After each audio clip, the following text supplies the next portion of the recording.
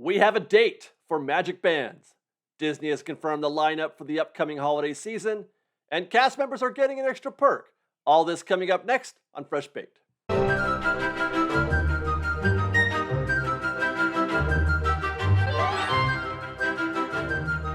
Hi guys, David here with Fresh Baked, and we've got more news from around the Disneyland Resort. Like you, I'm still recovering a little bit from yesterday's update about the price increases at Disneyland. And that's something that we might be getting back into at the end of this video. But let's talk about what's new today. The big news today is we have a date, an actual date for Magic Bands.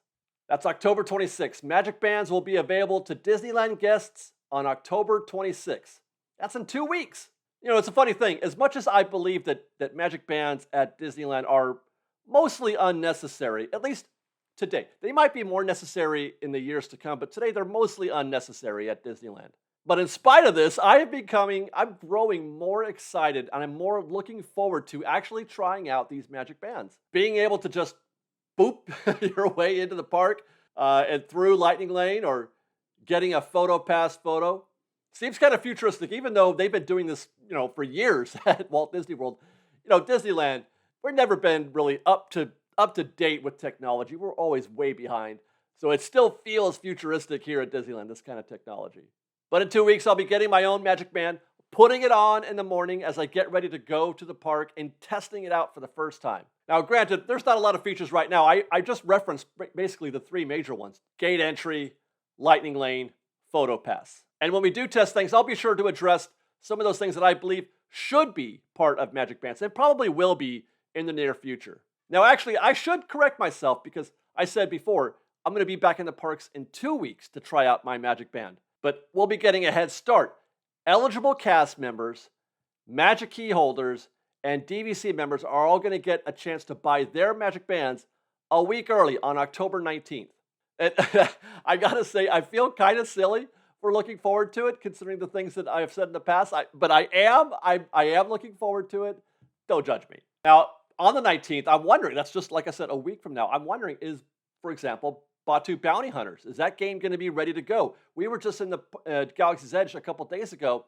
The walls are still up at that one location for the Bounty Hunter game, and I'm not sure, it doesn't seem like they're ready, but who knows how complex it is to get this game running. Hopefully by the 19th, they'll have the walls down, and I'll be able to test that on opening day as well. Not sure, though, if I'm going to take the opportunity to review some of the interactive features of Magic Band, the elements that work with World of Color and with Fantasmic, where you can look at your Magic Band and it lights up or whatever. I'm still not on board with that one. That seems kind of like a superfluous idea, totally unnecessary. I don't want to look at my band. I want to watch the show. But in either case, stay tuned to Fresh Bake, because we'll have our full review and how-to on everything to do, hopefully by next Thursday. For now, let's segue to the upcoming holiday season. Disney has announced the itinerary, the game plan for this year's holiday festivities at the Disneyland Resort. But we still got just under 3 weeks of the Halloween season to go, but that also is just a month away from the beginning of the Christmas season, of the holiday season, November 11th. And Disney has confirmed the lineup for the upcoming holiday season. Starting November 11th, the big party, as usual, is at DCA with the Festival of Holidays. This year will be like years past, with performances from the Mariachi Divas, Mostly Kosher, the Blue 13 Dance Company, Fat Cat Swingers, the Mistletoes, and of course, our favorite, Viva Navidad. High energy, big fun, great dancing. You got Mickey and Minnie, the Three Caballeros. It is awesome. It's the best show at DCA for the holidays, and has been for years. We'll see the Holiday Cavalcade, Mickey's Happy Holidays, again this year, featuring Mickey and Minnie and the Toy Drummers. And I just noticed that this is the first reference, the only reference in this update to the Toy Drummers, which gives me a moment of concern, actually. Is that the only time we're going to see them? Because if Viva Navidad is the best show, the best holiday show at DCA, Festival of Holidays, if that's the best show, Toy Drummers was the second best. And it would bum me out tremendously if that was the only chance we were going to be able to see the Toy Drummers. I'm hoping that they're still going to do their own show at DCA. That would be great.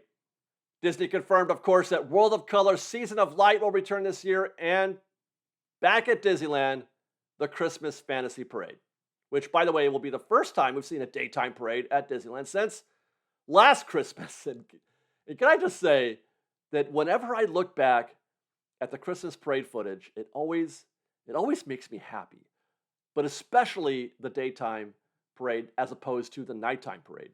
For some reason, this is one of those things for me that is better during the day than it is at night, which is not common. But I do love the Christmas Fantasy Parade during the day when it's cold and frosty out, and it makes a perfect holiday visit to the parks. Santa will be back at both parks this year. Critter Country at Disneyland in his usual location back there by Pooh Corner, and the incredibly wonderful setting at Redwood Creek Challenge in DCA. This is how you meet Santa. It's fantastic. Disney really does the holidays well at DCA, I have to say. By the way, the update does also mention that you can meet Santa at the Disneyland Resort hotels as well. Now, it doesn't say where or how, but that's mentioned. Though I do have to wonder if they're going to if they're going to be doing that at the Paradise Pier Hotel. I don't think they're going to have space. You can't put everything in Hall D, right? So I'm wondering if Paradise Pier Hotel would be included in that, but at least Grand Californian and the Disney Hotel. Is that new? I'm trying to remember if I've ever seen a meet and greet with Santa at either the Grand Californian or the Disneyland Hotel. I mean, I don't ever check out the holiday festivities at the Disneyland Hotel. It's not something I've done in the past. I have often gone to the Grand Californian because it's beautiful during the Christmas season, but I don't remember there being Santa. Check me on that, Fresh Baked. Meanwhile, we should also be getting very soon a foodie guide from Disney for Festival of Holidays, but they teased a sneak peek of what we might expect this year. You got peppermint donuts at Lamplight Lounge, loaded latkes at the Smoke Jumpers Grill, a mistletoe mule at Sonoma Terrace, and this, by the way, is probably the most Christmassy mixed drink that I think I have ever seen. It looks like Christmas. You got the holiday gray stuff at Red Rose Tavern. And of course, whatever this delicious looking thing is, I don't know where you get that or what it is, but that looks like Christmas again.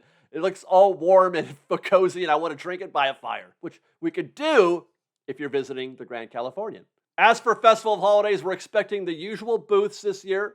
Booths like Grandma's Recipes, Merry Mashups, Favorite Things, Twist on Tradition, and WDW News Today is reporting that there will be a new booth this year, Visions of Sugar Plums. Moving on, here's a peek at the Woody and Buzz popcorn bucket. As usual, these will probably be quite popular, and as usual, I would remind everyone to have just a bit of patience when trying to get one, as I expect Disney to employ the same strategy they have for a while now. Hype them up, make just a few available when the season first starts, get everyone freaked out about trying to find them, see them sold on eBay for $100 or more, and then flood the parks with them a week or two later to the point where cast members can't get around the boxes of them backstage. Just if you can't wait, do your thing, go on eBay or whatever. But if you can, just be a little bit patient. They will be available. Mickey and Minnie will be getting new outfits this year, and they are as adorable as always, as described by Disney. Wintry textures and patterns such as velvet, chenille, herringbone, and plaid, and accented with gold for a touch of sparkle. Mickey and Minnie look so friendly and happy in these outfits. And they look in love with the holiday season. That's how I want to spend my Christmas every year, just like Mickey and Minnie. And of course, the Spirit jersey with these icy blues. Mickey in his 2023 outfit, a snowman and a snow bunny. It's kind of perfect. I love it. Stay tuned to Fresh Bake for a review of the foodie guide, the new merch, and of course, our review of the holiday season in general at the Disneyland Resort starting on November 11th. Okay, and then one final story to share.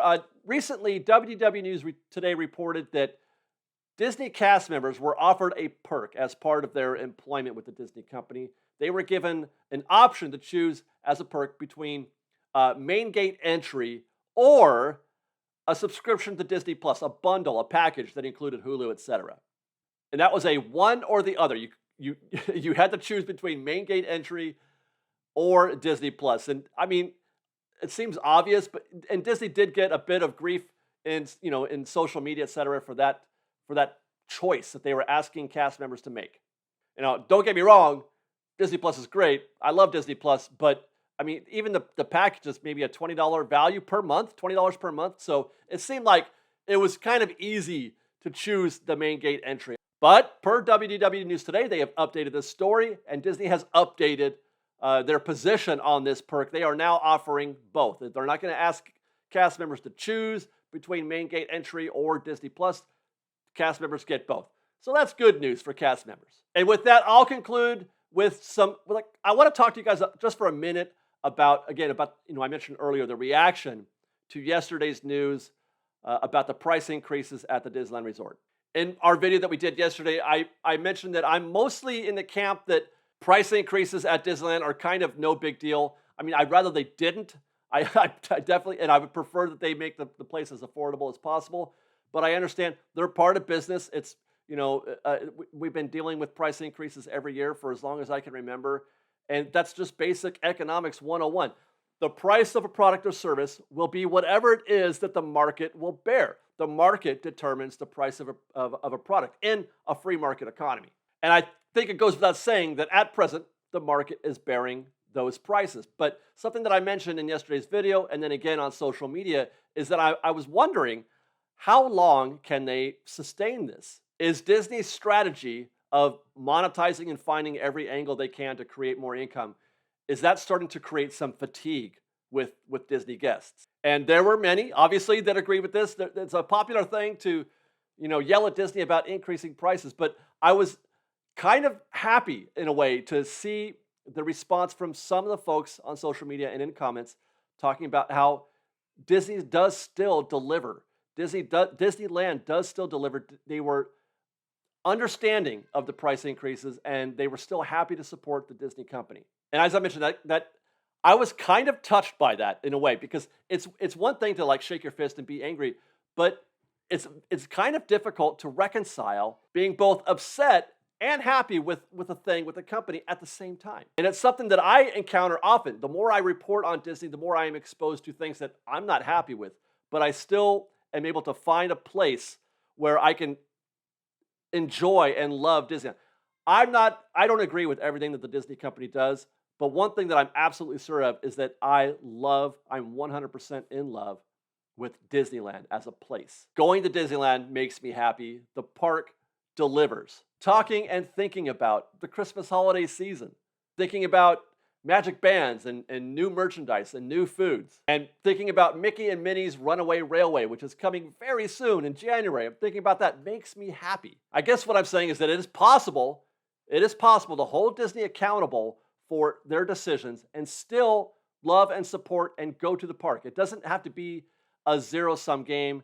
It doesn't have to be black or white, one or the other. You can choose to do whatever you want. I'm just saying, I'm glad to see that there are others like me who can still appreciate and love the Disney parks. It makes me happy that in spite of this, they're still supporting the Disney company and Disneyland, especially Disneyland and especially the cast members there. I don't know why I felt like I needed to say that, but I did, because I don't want the idea out there is that we're just here to, to shake our fists at the Disney company, because I'm still very much in love. So I hope you guys can join us this holiday season starting on November 11th at the Disneyland Resort. And until then, follow us on Instagram at _FreshBaked, on Twitter at FreshBakedDisney, that's fresh with no E, and on TikTok at FreshBakedDisney. And if you like our show and want to show your support, please do consider joining our Patreon campaign at patreon.com/FreshBaked. Otherwise, thanks again for watching, everybody. We love you. Be safe out there. Be kind to one another. Fresh Baked.